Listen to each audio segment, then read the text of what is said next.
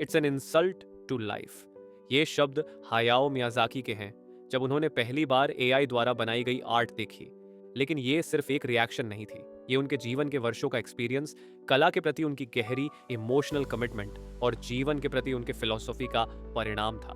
Miyazaki, जिनकी studio Ghibli की films न केवल शानदार आर्टिस्ट्री और गहरी स्टोरी टेलिंग के लिए जानी जाती हैं, बल्कि वे जीवन के कॉम्प्लेक्स एंड ब्यूटीफुल एस्पेक्ट्स को प्रस्तुत करने के लिए भी प्रसिद्ध हैं।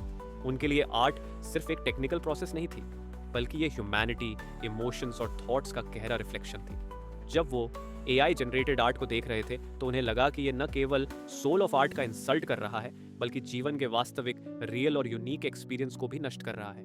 आज हम जो AI generated Ghibli style images देख रहे हैं, वो सिर्फ एक ट्रेंड नहीं है, बल्कि ये एक ऐसी तकनीकी प्रोसेस का परिणाम है जो इंसान के क्रिएटिव माइंड की जगह लेती जा रही है।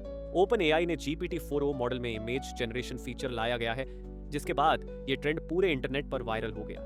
जैसे जैसे लोग अपनी फोटोज, प्रोफाइल पिक्चर्स और अन्य इमेजेस को गिबली स्टाइल में ट्रांसफॉर्म करने लगे, ये एक स्टॉर्म की तरफ फैल गया। यहाँ तक कि ओपन एआई के सीईओ सैम ऑल्टमैन ने भी अपनी प्रोफाइल पिक्चर को गिबली स्टाइल में बदल दिया। ये शुरुआत थी, लेकिन जैसे जैसे ये ट्रेंड बढ़ता गया, एक डीप चिंता ने जन्म लिया। क्या ये हमारे फ्यूचर के क्रिएटिविटी और आर्ट को समझने के तरीके को पूरी तरह से चेंज कर देगा? जब मियाजाकी ने एआई जनरेटेड आर्ट देखी तो उन्होंने इसे लाइफ का इंसल्ट मानते हुए टूट गए। उनके लिए आर्ट सिर्फ एक टेक्निकल प्रोसेस से कहीं अधिक थी। उनकी आर्ट के प्रति समझ ये थी कि ये ह्यूमन इमोशंस, स्ट्रगल्स और डीप आइडियोलॉजीज का एक्सप्रेशन होती है। 2016 में जब मियाजाकी को एआई द्वारा बनाई गई एक एनिमेशन दिखाई गई जिसमें एक बॉडी अपना सिर घसीटते हुए चल रहा था, तो उन्होंने इसे डिस्गस्टिंग और एक्सट्रीमली डिस्टॉर्टेड कहा। मियाजाकी का यह क्लियर बिलीफ था कि टेक्निकल प्रोसेस कभी भी ह्यूमैनिटी की डीप इमोशंस को कैप्चर नहीं कर सकता। उनका यह भी कहना था कि अगर टेक्नोलॉजी आर्ट का हिस्सा बनती है तो ये सोल का एक महत्वपूर्ण हिस्सा खो देती है। वे मानते थे कि आर्ट केवल एक मैन या वुमन की थॉट्स, फीलिंग्स और पर्सपेक्टिव का रिजल्ट है, जिसे मशीन कभी सही तरीके से नहीं समझ सकती। यही कारण था कि उन्होंने हमेशा अपनी फिल्म्स में अपनी सोल डाली और एआई से दूर रहकर अपनी आर्ट को पर्सनल और ह्यूमन बनाए रखा। मियाजाकी का आर्ट के प्रति पर्सपेक्टिव बहुत गहरा था। उन्होंने कभी भी ट्रेडिशनल एनिमेशन को केवल एक टेक्निकल प्रोसेस नहीं माना। उनका मानना था कि आर्ट इंसान की इमोशंस, स्ट्रगल्स और डीप आइडियोलॉजीज का एक्सप्रेशन होती है। मियाजाकी की फिल्म्स जैसे स्पिरिटेड अवे और प्रिंसेस मोनोनोके को बनाने में 3 साल लगते थे। इस दौरान हर एक सीन को हैंड ड्रॉन किया जाता था और इसमें उनकी सोल डाली जाती थी। उनका मानना था कि जब तक आर्ट ह्यूमन एफर्ट और इमोशन से नहीं निकलती, तब तक वो ट्रू आर्ट नहीं हो सकती। उन्होंने एआई टेक्नोलॉजी को क्रिटिसिज्म करते हुए कहा कि वो गहराई और मानव अनुभव को कभी भी सही तरीके से कैप्चर नहीं कर सकती।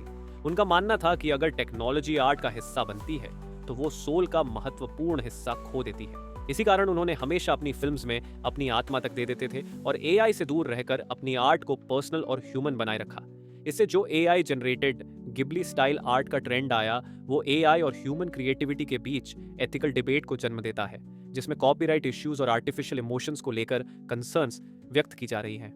AI generated Ghibli style art ने न केवल स्टूडियो गिबली की लेगेसी को चुनौती दी है, बल्कि पूरी दुनिया में आर्ट और टेक्नोलॉजी के बीच एक एथिकल डिबेट भी उत्पन्न की है। ये डिबेट कहीं ना कहीं ये सवाल उठाती है कि क्या एआई द्वारा ह्यूमन क्रिएटिविटी का रेप्लिकेशन सही है और क्या इससे ओरिजिनल आर्टिस्ट्स के राइट्स खतरे में पड़ सकते हैं। ओपन एआई पर यह एलिगेशन लगाया गया कि उसने स्टूडियो गिबली की आर्ट को बिना अनुमति के अपनी ट्रेनिंग डेटा में इस्तेमाल किया। ये सवाल उठता है कि क्या यह एथिकल है कि किसी आर्टिस्ट की हार्ड वर्क और डिस्टिंक्ट स्टाइल को बिना उनकी अनुमति के कॉपी किया जाए? क्या एक मशीन को एक मानव कलाकार की शैली सीखने और उस पर काम करने का अधिकार है? क्या ये इंटेलेक्चुअल प्रॉपर्टी के राइट्स का वायोलेशन नहीं है? जब हम बात करते हैं कॉपीराइट इन्फ्रिंजमेंट की, तो क्या एआई एक क्रिएटर के राइट्स का रिस्पेक्ट कर पा रहा है या ये ह्यूमन क्रिएटिविटी का एक्सप्लॉयटेशन कर रहा है? ये चिंता भी उत्पन्न होती है कि अगर एआई आर्ट क्रिएशन में ऐसे इंटीग्रेटेड हो जाए तो क्या फ्यूचर आर्टिस्ट्स के पास अपनी इंडिविजुअलिटी बचाने का स्पेस होगा?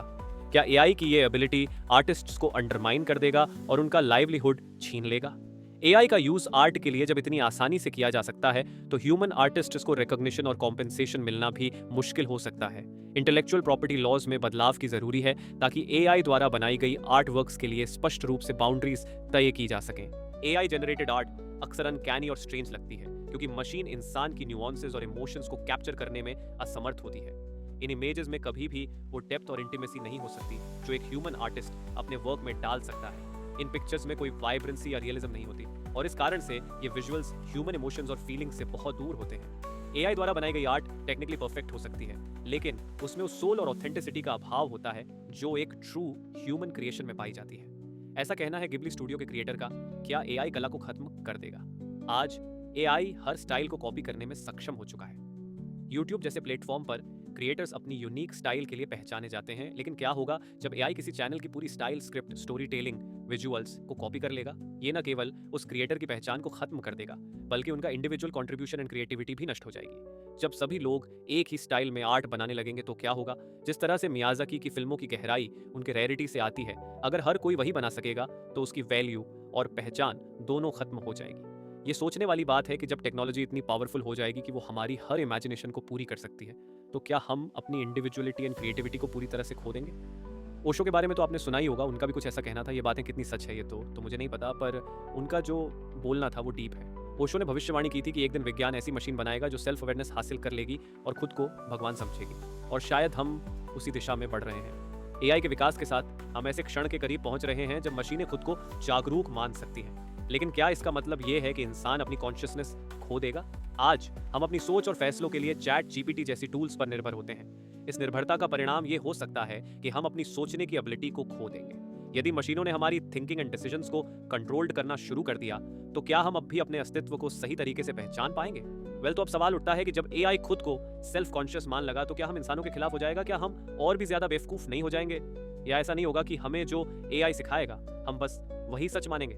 एग्जाम्पल के लिए इमेजिन करो एक ऐसा वर्ल्ड जहां सब सारे ट्रेनर्स, सभी टीचर्स, सभी कोई एआई ही हमें सिखाएगा, तो क्या होगा?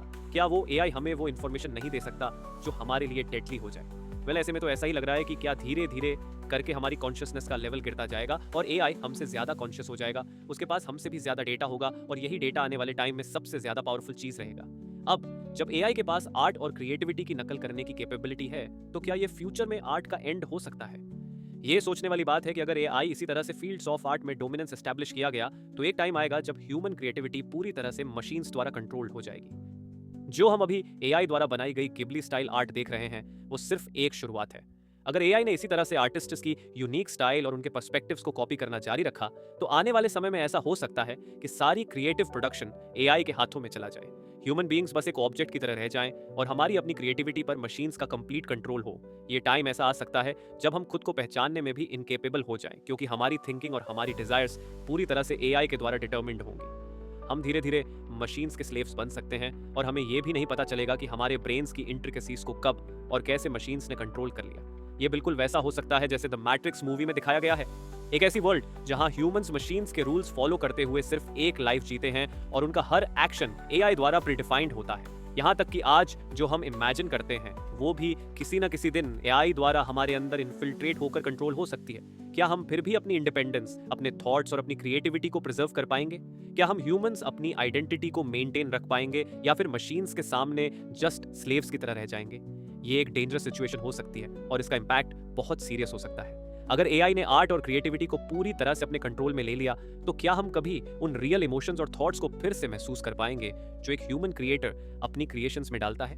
क्या आर्ट कभी भी वही इमोशनल डेप्थ और इंटीमेसी प्रोवाइड कर सकेगी जो ह्यूमन क्रिएटर अपने वर्क में डालते हैं? यही सवाल हमें फ्यूचर की डायरेक्शन और हमारे एग्जिस्टेंस के सिग्निफिकेंस पर डीप थिंकिंग करने के लिए फोर्स करता है। इस वीडियो में बस इतना ही था। आप बताओ कि आपको क्या लगता है, क्या ये सब बस एक इमेजिनेशन है या रियलिटी हो सकती है? कमेंट में जरूर बताना। Thanks for watching. Please share and like this video and share with your family and friends. Thanks.